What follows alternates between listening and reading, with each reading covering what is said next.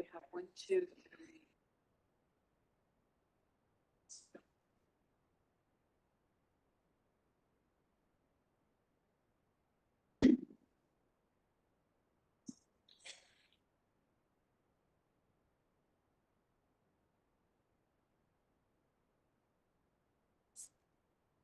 Good evening.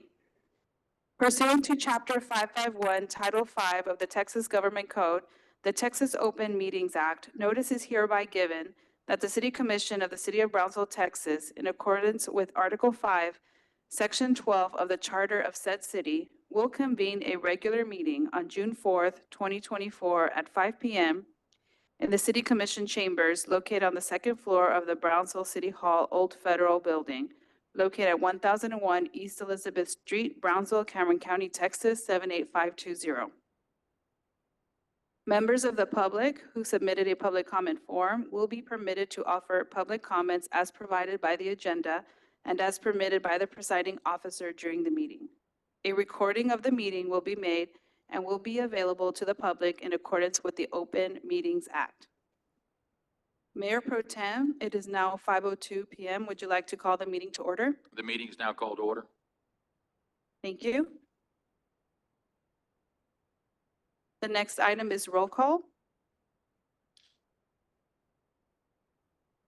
So we do have Commissioner Martinez, Commissioner Villarreal, Mayor Pro Tem de los Santos, Commissioner Gowan, and Commissioner Cardenas. And then just to confirm, do we have any of our commissioners online? Okay. Mayor Pro Tem, we do have a quorum. Next is invocation by Pastor Burks. Let's all stand for the prayer and please remain standing afterwards for the pledge to the flags.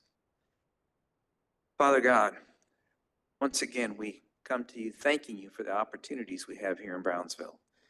Lord God, I ask you to lead and guide our Mayor Pro Tem, each of our commissioners today on each of the opportunities that are before them. Lead and guide each of us in what we need to do to make City of Brownsville even better. Lord, we thank you for our mayor. We ask you to bless and protect him, lead and guide him as he represents us in our nation's capital. And Lord, lead and guide every speaker tonight for the very best for the city of Brownsville. And Lord, let that blessing go all the way down to every resident, every person here. We ask all these things in the name of Jesus Christ. Amen. And let's just have a short moment of silence where everybody can add their prayers to what has already been spoken.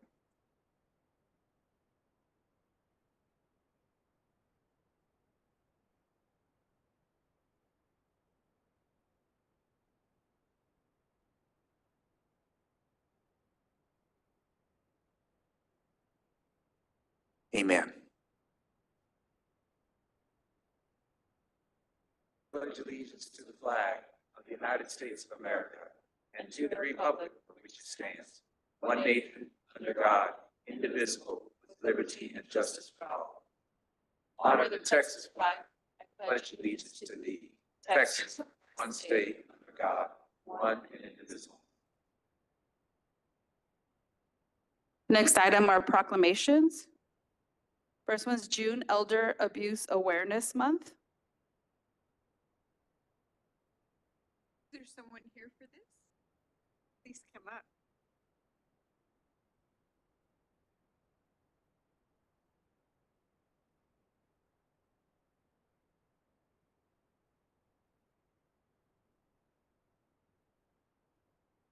Welcome. This is a proclamation of the City Commission of Brownsville, Texas, recognizing June as the Elder Abuse Awareness Month. Whereas people who are elderly or have disabilities have contributed to the general welfare of this state by helping to preserve customs, convictions, and traditions of many people from diverse backgrounds.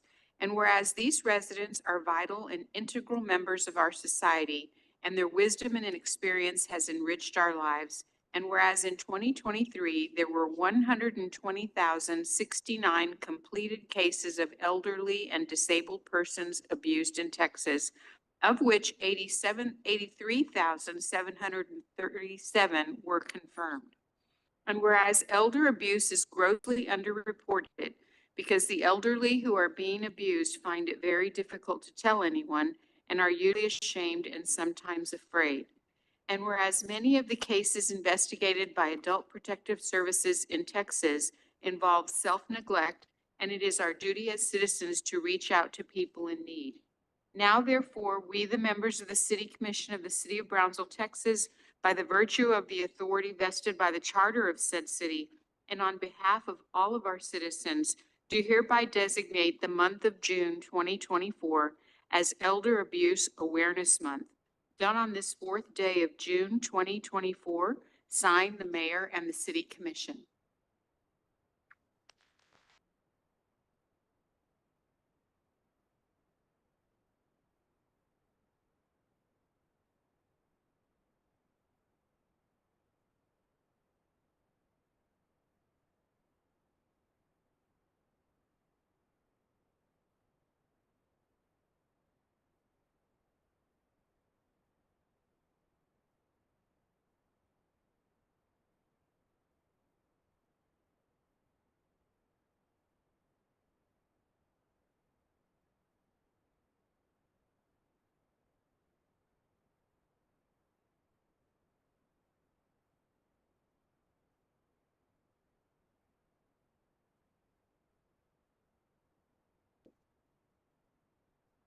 Say something.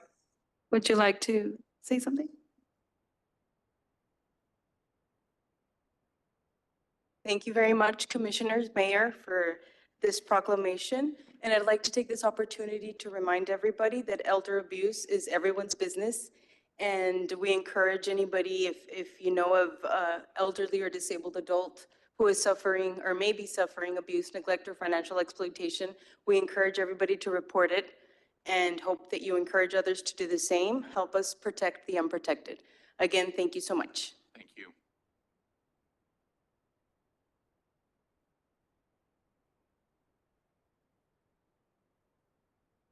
So the next proclamation, Mayor Pro Tem, this is the one that will be presented at a later date for Russell Elementary and Ben Bright Elementary. Thank you. The next item is public comment period.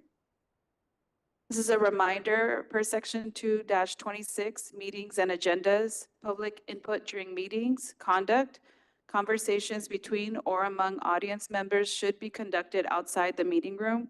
Attendees should refrain from conversations while commission is in session. Cell phones, attendees must refrain from the operation and use of cellular telephones, pagers, etc., or any mechanical devices that may disrupt city commission proceedings. Placards, banners, or signs are not to be permitted in the commission chambers or in any other room in which the city commission conducts a meeting. Included in this prohibition are various hats, caps, visors, and T-shirts, which may represent sentiments as alluded to regarding placards, banners, and/or signs. Exhibits, displays, and visual aids used in connection with presentations to the city commission are permitted. Only city commission members and city staff may approach the dais. If report, letter, etc. is to be presented to the commission, it should be given to the city secretary or staff who will make the distribution. It is preferable that the item to be distributed be given to the city secretary prior to the meeting time. A copy of the item should be made available for the city secretary's official record. All comments shall be made to the mayor and city commission as a whole and not to individual commission members. Mayor Pro Tem, we do have a total of 4 public comments. The first one is Shauna. I'm not sure if I'm saying this correctly, but it's Sean A.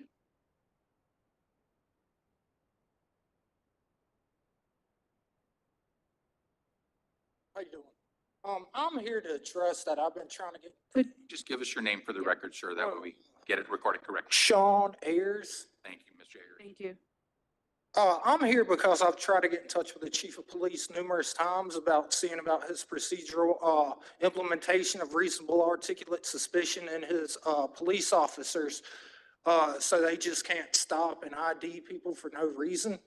But meanwhile, while I'm waiting here, I had that tyrant sit there and try to make me show him his ID, which I'm not going to do. And that's a violation of constitutional rights. I'm here to make sure that people like that do not get away with stopping the public and harassing them for no reason. Meanwhile, while I was talking about that, he's talking about having another, corps of officers come in here for what I do not know. I was going to take the time and talk about something else, but I want to make sure that people know they just can't violate people's Fourth Amendment rights for no reason. And I want to know why the chief of police won't get back to me on his procedural implementation of reasonable articulate suspicion. When I'm out there, he had no reasonable articulate suspicion, that man right there, to try to violate my rights. And that is exactly what I came here to talk about. And I was going to talk about something else, but I see that as completely wrong. That is the difference between constitutionality and a tyrannical dictatorship. You just cannot pull people over for no reason or try to get them to elicit identification in these matters. And I would like something done about this. That's very big to me, is having reasonable articulate suspicion to stop someone, to make sure that a constitution or a republic does not turn into a dictatorial tyranny. And I would like if something was said to him so that that fact is implemented on him, so tyranny does not continue in this country. And, yeah, that's about all. It's about rights. It's about the Constitution. It's about a republic, having a republic, that the law is not outside of the rules, and people like that that try to violate people's reasonable articulate suspicion and the Fourth Amendment and even the First Amendment is not violated. I felt completely violated by, I'll point it out again, that man back there in the suit with a gray tie trying to Sir, that's- violate my. Time's up. All right, Thank you, Mr. Ayers. Thank you. Next is Norberto Pinales.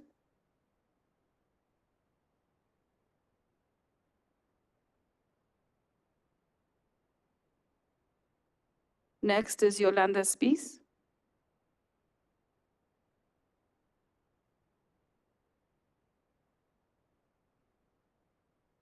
Buenas tardes a todos los presentes y a los respetables miembros de esta junta. Mi nombre es Yolanda Spies y soy residente de la ciudad de Brownsville y soy votante registrada. He asistido a estas juntas por más de un año buscando una resolución a un problema que me afecta personalmente, así como a otros miembros de nuestra comunidad. Sin embargo, siento que mis comentarios y los de otras personas se los han llevado el viento. Tal vez mi inglés no ha sido suficientemente claro, por lo que he decidido dirigirme a ustedes en español. Durante este tiempo he expresado reiteradamente preocupaciones sobre el comportamiento de ciertos oficiales de policía en nuestra ciudad. He señalado incidentes alarmantes y he proporcionado detalles específicos, pero hasta el momento no he visto una respuesta adecuada por parte de las autoridades. Si bien entiendo que pueden existir limitaciones en cuanto a lo que pueden hacer, pero me preocupa profundamente que estas preocupaciones no estén siendo tomadas en serio. El próximo año, 3 de ustedes van a postularse para ser reelegidos y creo que es fundamental que los ciudadanos y los votantes estén informados sobre estos asuntos. Es esencial que la comunidad tenga confianza en sus líderes y en las instituciones encargadas de proteger y servir a todos los ciudadanos. Sin embargo, casos preocupantes de presunto mal uso de autoridad y abuso de poder por parte de ciertos oficiales plantean serias dudas sobre la integridad de nuestro sistema de justicia y la aplicación de la ley. Por lo tanto, insisto respetuosamente a esta Junta a que tome medidas concretas para investigar cualquier sospecha de mal comportamiento por parte de los oficiales involucrados. La rendición de cuentas y la transparencia son fundamentales para mantener confianza con el público en nuestras instituciones. Para concluir, esta es una denuncia seria y es importante que se tomen medidas para garantizar la integridad y el respeto por parte de las autoridades. Sin la confianza, no hay nada. Gracias por su tiempo y atención.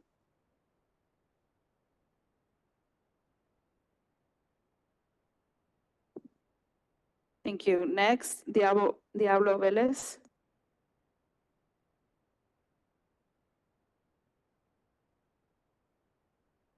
Name is Diablo Velez. I am a homeless and I ask people for money. I choose that life is a way of living and under the constitutional right of freedom of expression, the government have the obligation to protect those rights. However, there is a city ordinance that prohibits to ask the public for money. I don't need a research, high education, just simple common sense to understand that this ordinance, it is illegal in front of the law. It violates and is against human rights, liberty, justice, and the most important, natural law, if you know what it is. When car was invented, the American Negro had the chance to move west and Midwest, but there was no jobs, no housing. So the Negro sought to steal, to beg for food, to ask for money. In turn, the white supremacists come out with this ordinance to push the Negro back.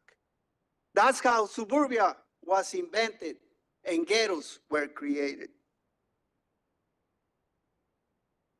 Nonetheless, many of these laws were inherited from the past by many towns. But in America, in 21st century America, revision is in progress. Such a barbarian and criminal laws shouldn't exist. They build barriers between the public, the poor, and the hungry by excluding the poor from sharing the social wealth, mobility, advancement. It creates prejudice between the public, the hungry, and the poor. They are racist. They discriminate by personality, by behavior, by way of living, even by hygiene. Let me tell you something. The Hebrews, if you know who they are, they tell you to stay poor because nonetheless, you're going to inherit the earth. You know that's a bunch of lies. While they get rich. Your time is up, sir. Thank you, Mr. Velez. Excuse me. The agenda is. We extend you the same courtesy as we do to all speakers, Mr. Velez.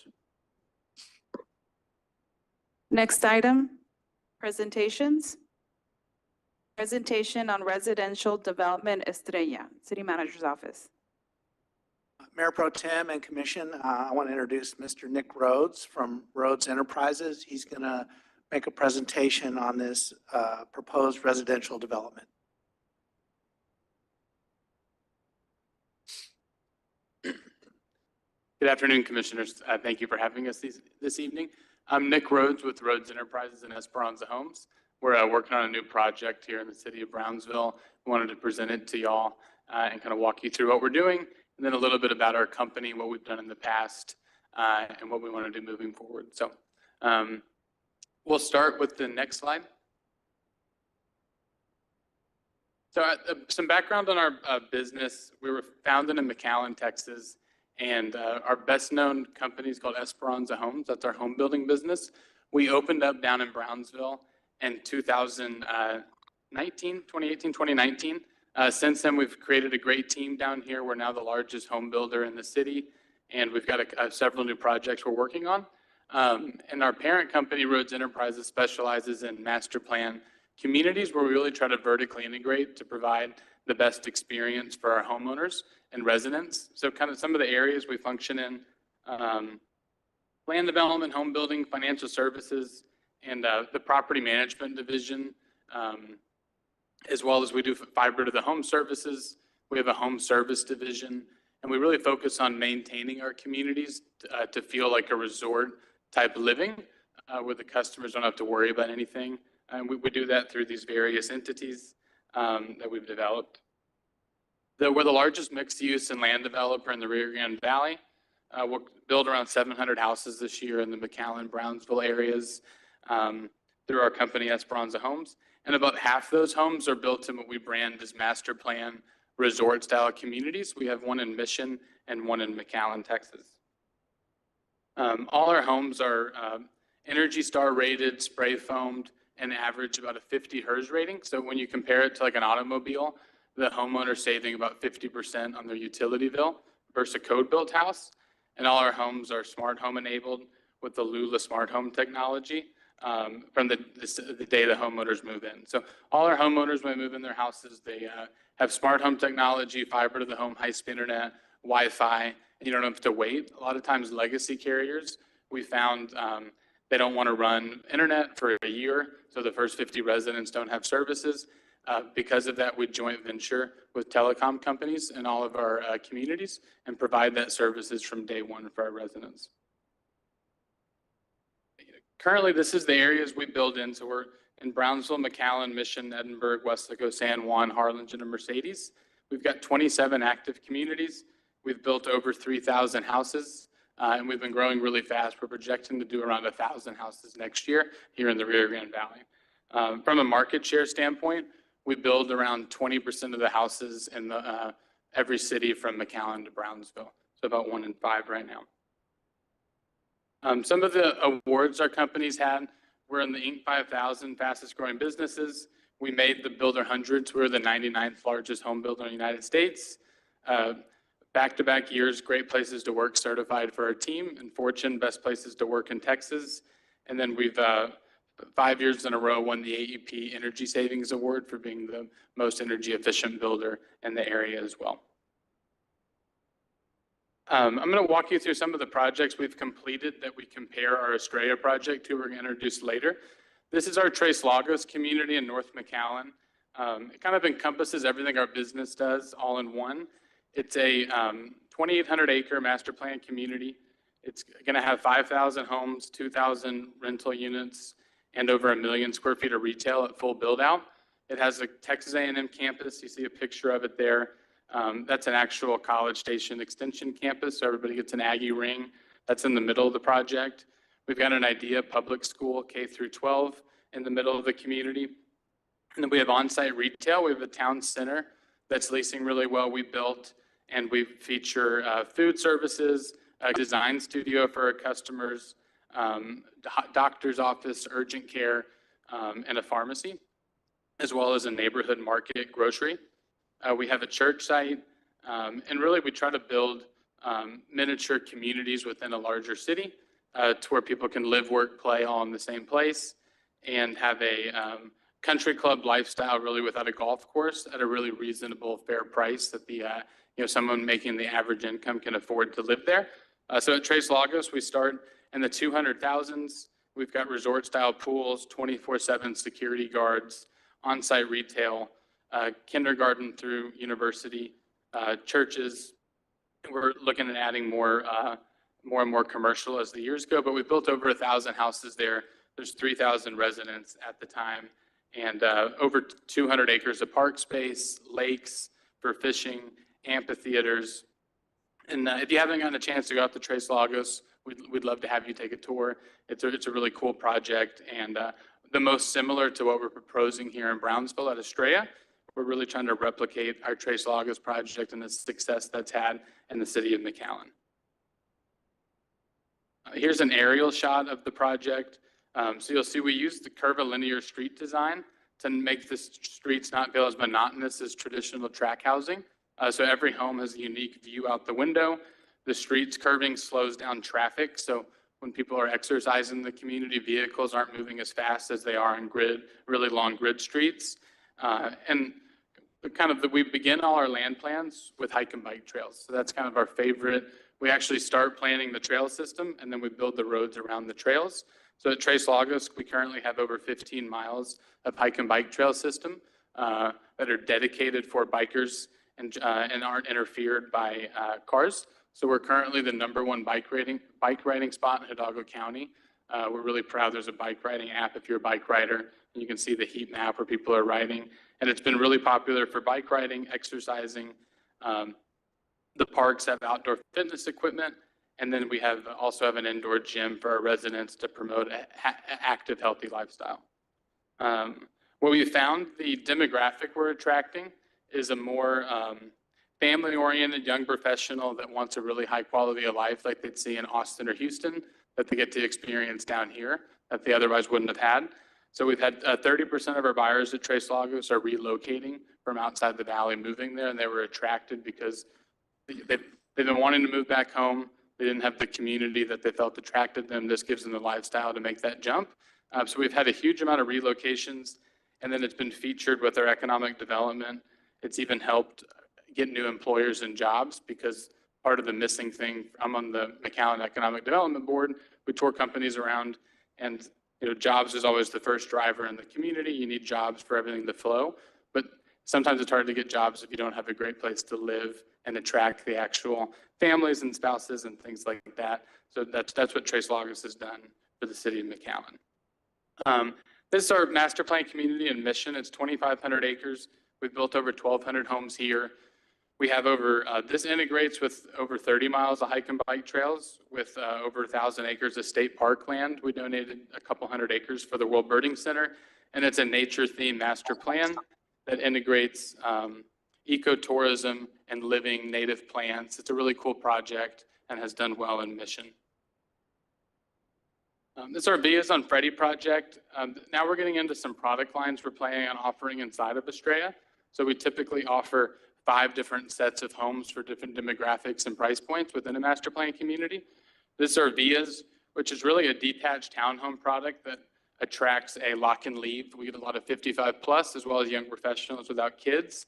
It's a really cool concept. We maintain all the grass front and rear, very low maintenance for homeowners, and it's got their own private amenities as well. And it's been a big hit with that crowd that's not your typical family buyer that wants a yard. This is Palo Alto Groves, our community in Brownsville. We're in the middle of phase 2 right now. It's 6 phases. We've been really excited to be in Brownsville. It's performed way better than anticipated the last several years. It's been one of our best selling communities in the whole valley. It has an idea public schools, park space, and it integrates with the larger Brownsville City Park. And this has really been our breaking point into the community. It's been great to get to know the area, hire a team, really get a feel for the customers and demographics. And this project success is what made us really want to do a large project in Brownsville and invest more in the community. Now we're going to move on to Estrella, which is our proposed project here. The location we'll get to on the next slide, but it's pretty much from Old Alice Road to Paredes Line Road along the Brownsville, toll road. We bought 5 different pieces of land and pieced together it's approximately a 900-acre project with 3,500 housing units planned over the next 20 years. We've really got a diverse set of product types. So we're going to have homes anywhere from $200,000 up to $700,000 and everywhere in between to attract different niches. One really cool thing we did in the master plan is designed a Resaca system that's man-made to kind of mimic the Resaca's in the city of Brownsville. and those are going to be fed. We have groundwater underneath, so they'll constantly have water in them, and then they'll have excess capacity to also serve as drainage. And people will be able to fish in those, kayak, and actually utilize the resakas we're building throughout. There'll be quite a bit of high-end homes that front resakas, and then quite a bit of resaka space that's fronted by parkland that all the residents can access on foot or by bike. We're doing the resort-style amenities here, so we have planned a really nice indoor gym for the residents for exercising, a community center and event center.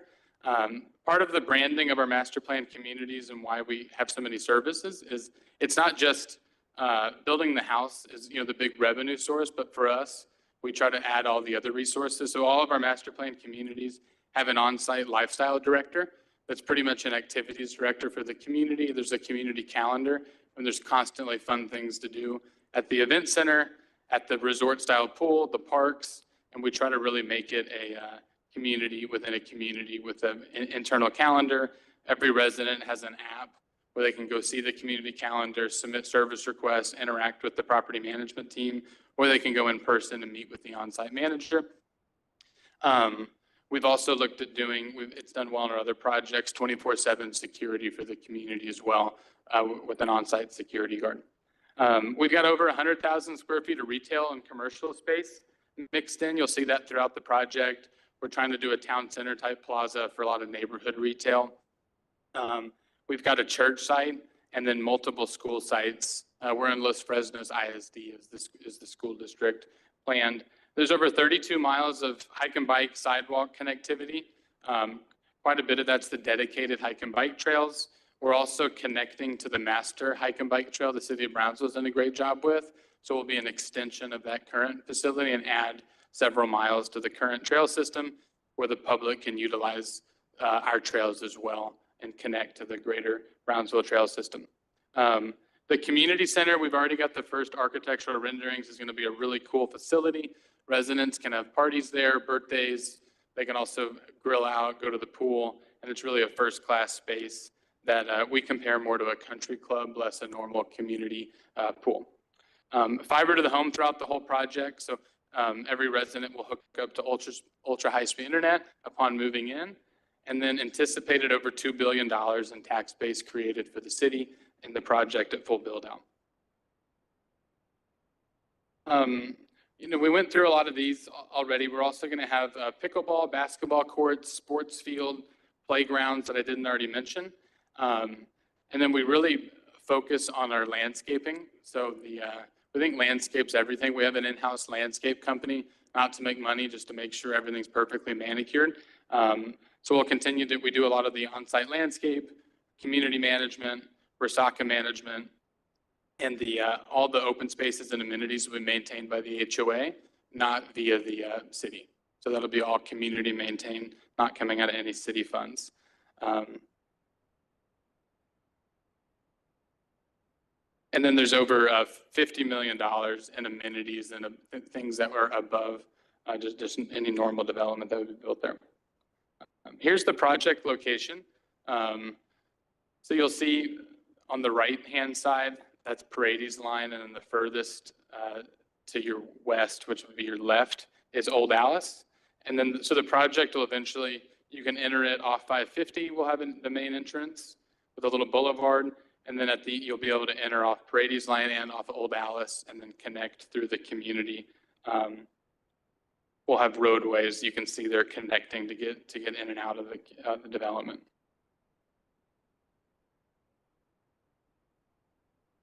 Across the street, we think it's a really strategic location for the city. GBIC is proposing, all the industrial and job space, and that's really a core part of the city of Brownsville is where GBIC's going. And we think this really complements the residential side for all of these new employers and people to be able to have a great place to live to complement all the investment y'all are making in jobs and industrial and manufacturing on our south side.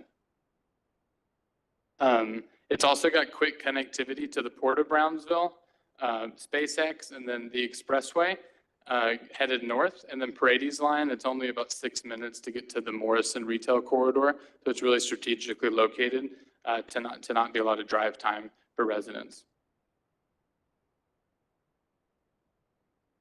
And our goal is always to do a win-win for everybody. So we want to create a really great community that gives the buyers an opportunity to buy a home that otherwise they wouldn't be able to afford to have this kind of lifestyle and resort feel.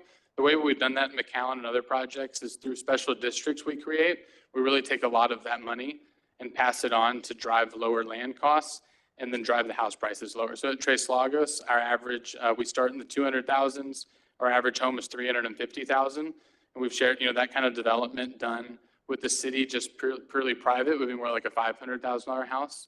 So we really try to pass that savings to create more absorption and make it where a lot of the average income earners can afford to live in our communities and integrate at all price points. Versus a lot of communities with this type of amenities throughout the state are geared more towards affluent, higher income only because of the expense.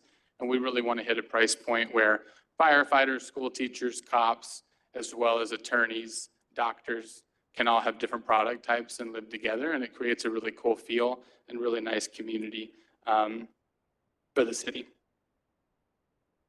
I'm not going to spend too much time. We did a comprehensive John Burns analysis.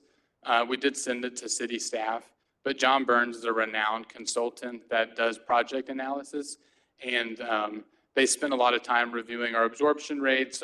And then we did a full market study. I think it's like 50-something pages. It kind of justifies everything we're designing, that it's realistic, the pace, all the stuff in the finance plan that we've built out. So I wanted to share this slide that just shows the different product types, the tax base, some of the absorptions, and the different fees associated. So you can see the average net price points, and we're looking at starting. So we're trying to we think it's really critical to have a lot of sub $300,000 housing. We're looking at being in the 250 range starting, which should really make it where a lot of families will be able to afford to live here, as well as the higher end things is going higher. Just some contact. That's me, Nick. My dad, Mike's here. Some of you met Mike. Brad Frisbee's our VP of Land Development here. And our attorneys on the project are David and Jeff Earl. They couldn't be here tonight, but they'll be working with us with city staff and wanted everyone to see their faces. So thank you all very much for taking the time. I wanted to open it up for if anybody had questions. And we're really looking forward to working with the city on this project and moving forward with it. Do you have questions? Go ahead. Thank you for coming and making the presentation. I've been to your farmers market at Tres Lagos that you hold in the beginning of the month, and it is a lovely community, affluent and lovely as far as its layout and all of that. I wondered if you've given any thought to including in your plan community gardens. Yeah, that's a great idea and something we have looked at doing, and we have space here to potentially do that as well. At Tres Lagos, my dad worked on an agri-hood theme. And we still haven't pulled the trigger, but we did design it, where pretty much residents could plant their own food, harvest it, and then eat it in the community. And it's actually pretty reasonable, and I think that's a great idea. We have looked at doing it. You should consider it. Yeah. And then you mentioned trail, you had a plan to connect to the trail system in Brownsville. Unlike McAllen, we do have trail network that is rectangular shape within the city. So how do you plan to connect to that trail network? So I think the trail extends all the way up to the Palo Alto Battlegrounds, which is in the corner of the map here. Yes. And right now we have in our construction plans to build a trail that connects down our property line all the way to the crossing. To the crossing at the access road at 511? Yes. Okay, and what about connection in the other direction to the Madeira property? Have you looked at whether or not that's feasible? We can right now connect out that old Alice Road. We haven't looked further west than that yet, but we could look at how that could connect if there's a master. I'm not sure if the trail system has like a master MPO type plan, but if not, we could look at, based on where our trail is going, where could the future trails go to link it to that as well. I would encourage you to do that because we do have a very intricate and really accessible trail. Yeah, y'all done a great job with your trail network. We've tried to copy in McAllen, not as successfully, but there's hope the trails here are great. So we'd love to see that connectivity in both directions so that Okay. the two master plan communities out there are connected to the network. And then Two last questions. You mentioned a lifestyle activity director, I think is what you called it. What kind of training does that person have? So we have a in-house property management company where we train. We have a lifestyle director, and then we have a third-party consultant as well who goes around the country studying master plans and then brings new ideas for what's the hot activity, what's the current best thing here, and they go through a training with that. So I would encourage you here in Brownsville, we have a very active community action board, which is connected to the School of Public Health. For over 20 years now, understanding and interacting with the community on a public health level. An activity director such as you're describing would benefit a lot. Yeah. And be able to add a lot to that organization, which is free and meets Okay, no, quarterly. that'd be, what was the name again? The community advisory, it's called the CAB, the Community Advisory Board. Okay, yeah, we'll look that up too. And Dr. Rodriguez, who was in the audience, can help you with that, our health department director. He's raising his hand back there. And then my final question, have you talked to the National Park Service at all to make sure there's nothing that you're planned height-wise, whatever, that would Yes, we did interfere? check the height requirements, and then I think we don't have any issue right now. Yeah, we did look into that, making sure I think there is a pretty strict height requirement with the national park, and our engineer contacted them, and we did make sure of that too. Okay, thank you. Yeah, thank you very much. Any other questions? Now, Mr. Rhodes, I do want to thank you guys just for the time that you've afforded us, not just today, but I know meetings that we've had building up to today. I like the vision for what you guys have, and so far, it looks like you all have been very responsive to input from the community, including comments today, and I'm very thankful for that. I look forward to seeing what exactly you guys are looking for with regard to the Public Improvement District and the TERS. But I think based on what we see on face value, I know I can tell you guys, you'd have my support to bring something like this to Brownsville. I'm glad that you guys have invested in the community already through Esperanza, but to see you now expanding the type of homes you're going to be bringing to the community. I think that's a great vision, and especially the diversity of residents that you would have. I think that's important for a good neighborhood. Well, thank you very much. We appreciate it. We're excited to be here and to continue to be here for a long time. So here's our contact information. That's my cell number. That's my dad's cell number. So yeah, if y'all need anything, give us a call, and then we'll be engaging with city staff and excited to come back with progress at a later time. So hope y'all have a great evening. Thank you. Thank you.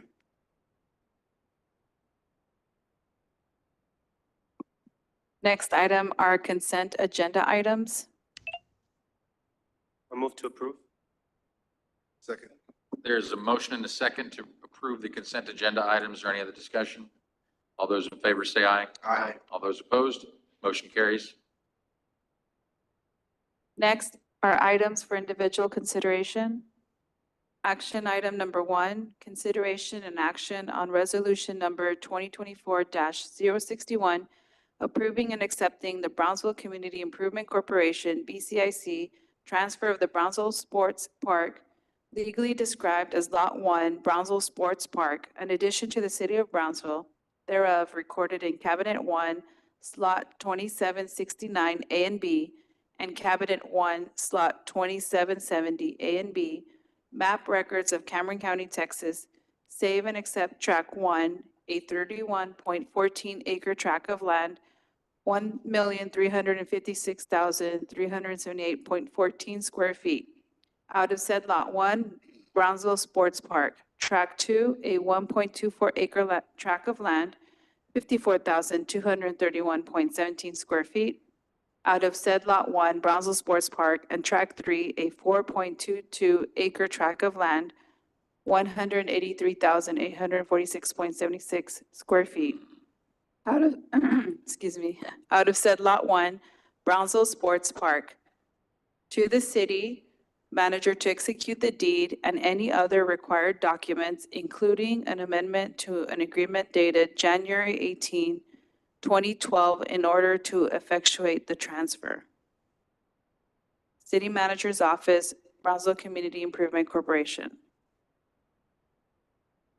Mayor Pro Tem and Commissioners, these are a couple of pieces, small pieces of property that are adjacent to Sports Park property. One's near our maintenance facility and one is on the other side of the football soccer fields that are challenging, I guess, for them to be developed We've had discussions with BCIC and their staff and their board, and they've agreed to transfer these two pieces of property to become parts of the sports park property. So, go ahead. I was going to ask, so what is the plan though? Because we know right now the overhead, part of that has been borne by Brownsville Community Improvement Corporation. I don't think we can look at this as a revenue producing asset yet. What's the plan to turn that around? Or what's the logic in the city taking this on? Again, they would be very challenging for BCIC to develop. They're getting ready to do a master plan for their other properties. The one by the maintenance facility makes sense for us. Long-term, we could expand our maintenance facility. And we will need to be doing that over time. The other side, the 4.21 acres there at the bottom of the screen, that would actually make sense for restroom facilities. When people are out on that part of the field playing games, it's a long run to get to a restroom or a concession stand. So that's our consideration for that piece of property in the near future. The 31.14 acres, that's excluded from the transfer? That's correct. That is where they plan to do a master plan to see how that could be developed. Hotel, retail, other types of amenities that would support the events going on at the sports park. On the 4.21 acres, I like the idea, considering how far out it is. One thing I would encourage, I know we've heard this as we talk about the master plan, plenty of shade, not just bathrooms and running water, but I know that's one thing we're lacking so much at the sports park right now is shade. And I think we saw a lot of people suffering from heat exhaustion at a recent event. That's all I have. Motion to approve. Second. There's a motion and a second to approve. Is there any other discussion? All those in favor say aye. Aye. Aye. All those opposed? Motion carries. Did someone vote online? Yes, the mayor. Excellent. I didn't realize that. Hello, Mayor. Hey, guys.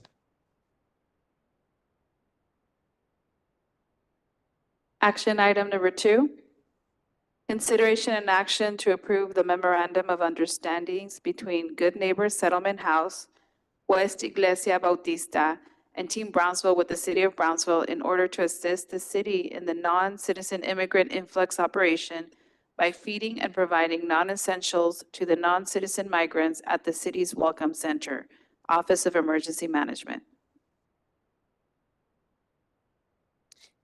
Good evening, Honorable Mayor and Commission. I'm here before you to present an MOU that we would like to establish between the City of Brownsville and the NGO partners that have been at the forefront working with us since the inception in 2019 of our non-citizen immigrant influx. The partnerships have become crucial in providing the humanitarian support that our arriving non-citizen migrants receive.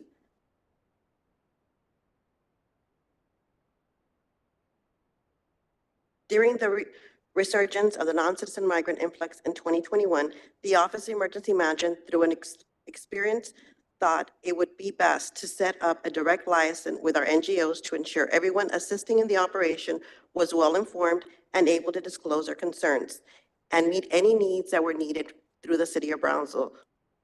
It was at that time that collective group designated Good Neighbor Settlement House, which currently is directed by Ms. Astrid Dominguez, as a designee liaison between NGOs and the City of Brownsville. As you can see on the slide, although there's a plethora of support from other NGOs, this highlights the group that has been providing their services in what we call the COB Welcome Center, and the group that we would like to establish the MOUs with. So as you can see, we have the City of Brownsville Office of Emergency Management, which is local government that leads our operation. We also have Good Neighbor Settlement, which is the lead NGO, and under Good Neighbor, we have Team Brownsville and West Iglesia Bautista. What we can envision from this memorandum of understanding is that it will fortify the partnership that we have already established and ensure that we have a continued coordinated effort that showcases our one city approach.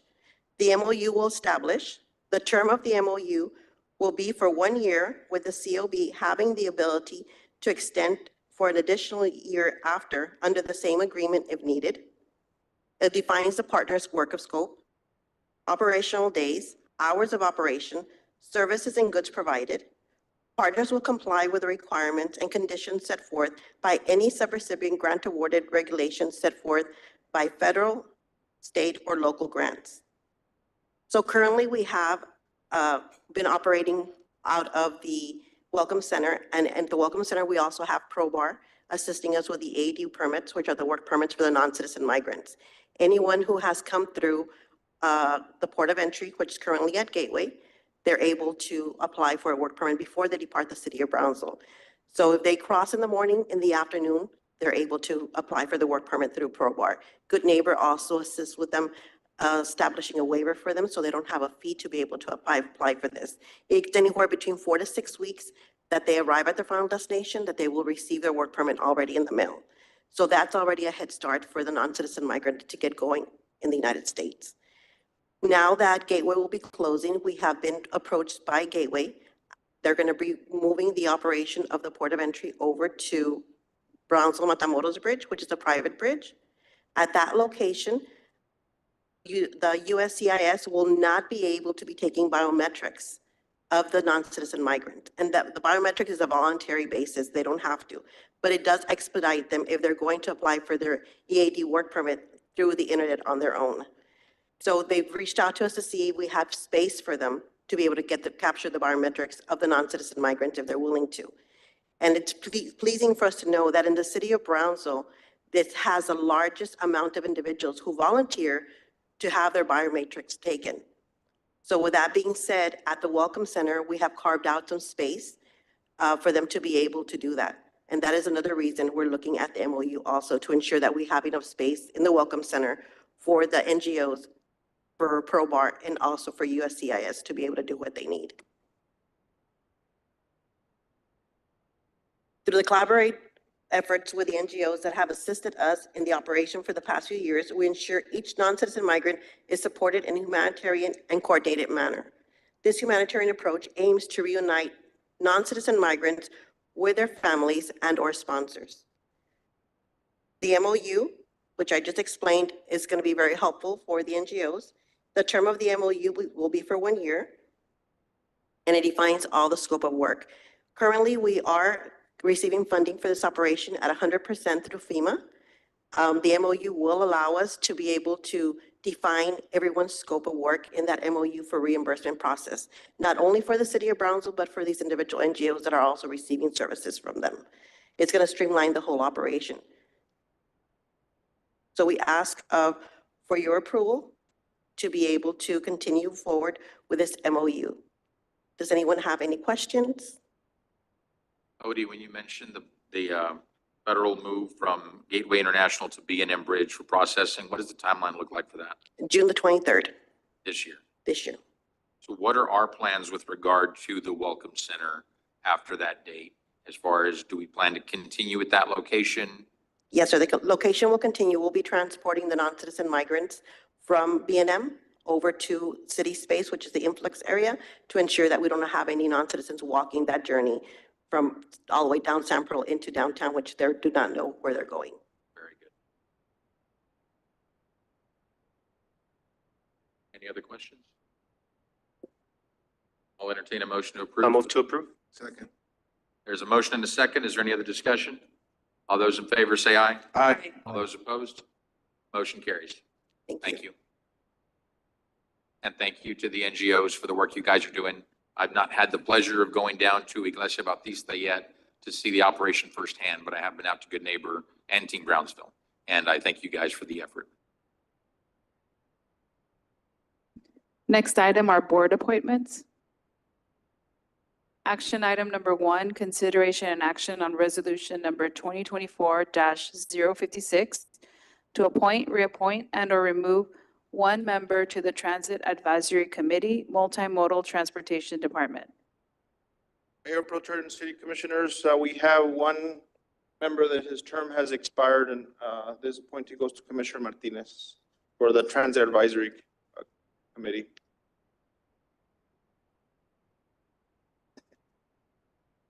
I'd like to, I don't have my appointment ready. I have somebody in mind, but I haven't spoken to them yet, and I want to reach out first before I appoint. Thank you. Thank you.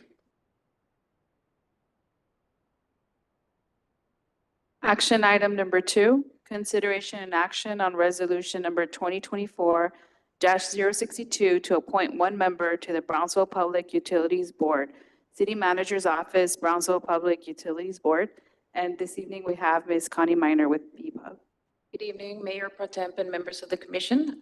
As you know, one of our members' terms expired June 1st, and we're here for your consideration to appoint a new member.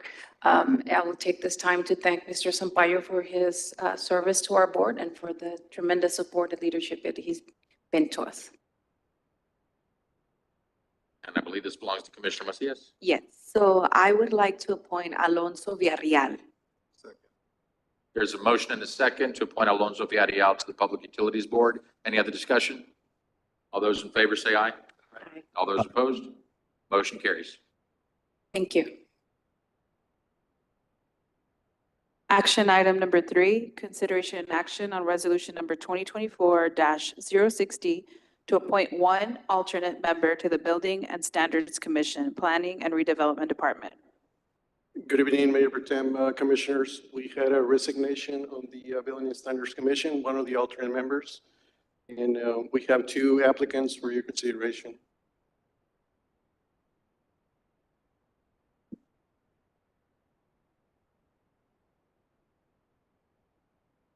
And Omar, for this one, it would be any member of the commission, correct? Yes, the member that resigned was selected by Commissioner De Los Santos. I'll nominate Stella Figueroa. There's a motion and a second. Is there any other discussion? All those in favor, please say aye. Aye. All those opposed? Motion carries. Thank you. Next, action item number 4, consideration and action on resolution number 2024-053A to appoint, reappoint, and/or remove 3 members to the Capital Improvement Advisory Committee, Multimodal Transportation Department. So Mayor Pro Tem, City Commissioners, like last meeting, we have 3 members that are needed for this committee, belong to Commissioner at-large B, District 1, and District 3. I thought I had one. Did I have one? Yes, you do be at large B. I'd like to appoint Ann Whitco. Second. There's a motion and a second for Ann Whitco. Any discussion? All those in favor say aye. Aye. All those opposed? Motion carries. I move to appoint Francisco Arriaga. Second. There's a motion and a second for Francisco Arellano. Any other discussion? All those in favor say aye. Aye. All those opposed? Motion carries. And I'm going to hold mine because with the makeup we have right now, my appointee needs to be an ETJ member. So I do have a feeler out on that, and I'm waiting to get some names back. Thank you. Thank you. Action item number 5, consideration and action to amend resolution number 2024-052 to appoint, reappoint, and/or remove one member to the Ethics Advisory Commission, Office of the City Secretary. Good evening, Mayor Pro Tem and City Commissioners. At the last City Commission meeting, there was an appointment made by Commissioner Gowan to the Ethics Advisory Commission. Legal did advise us that the individual is not eligible to serve on this particular board, so we're asking Commissioner Gowan if she'd like to appoint someone else. I'm not quite ready, but I know I'm aware. Thank you. Thank you.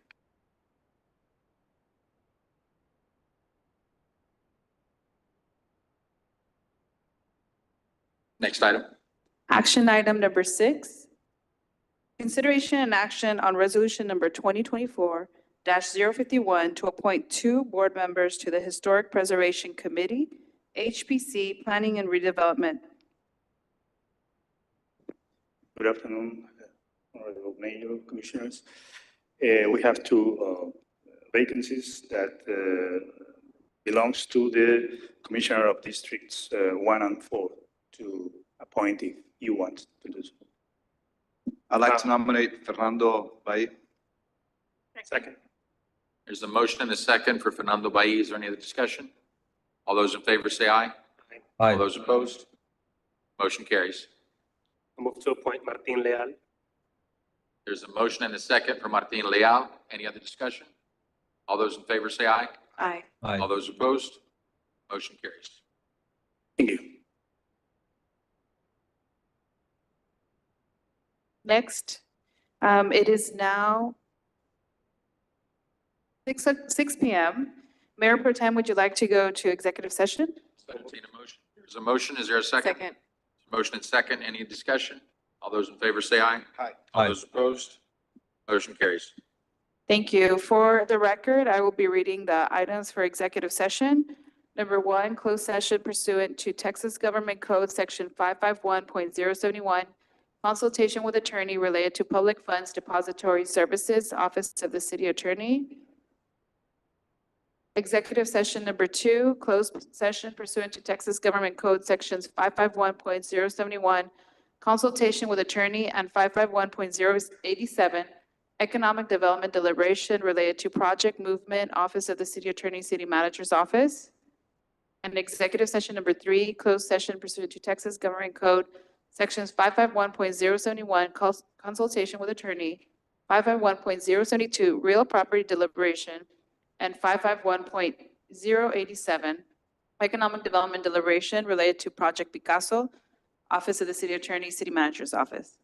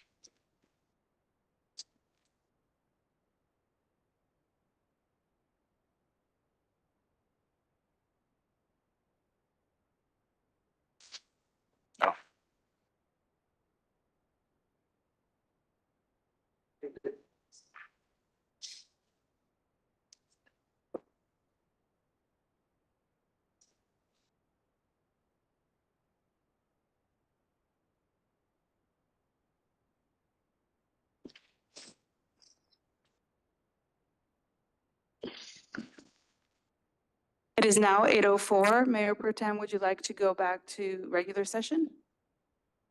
We are now reconvened in regular session. Thank you. Possible action on any items that's discussed in executive session? No action. No action on item 1, no action on item 2. Thank you. Next item is adjournment. Well, and just for the record, no action was taken in executive session, and Mayor Cowan was not involved in the discussion during executive session, just for the record. Thank you. Next is the adjournment. Move to adjourn. Second. There's a motion and a second. Any discussion? All those in favor say aye. Aye. Aye. Meeting is adjourned, 8:04 PM. Thank you.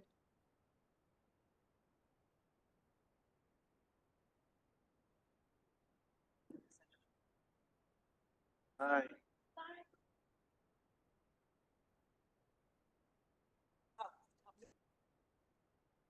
Myself.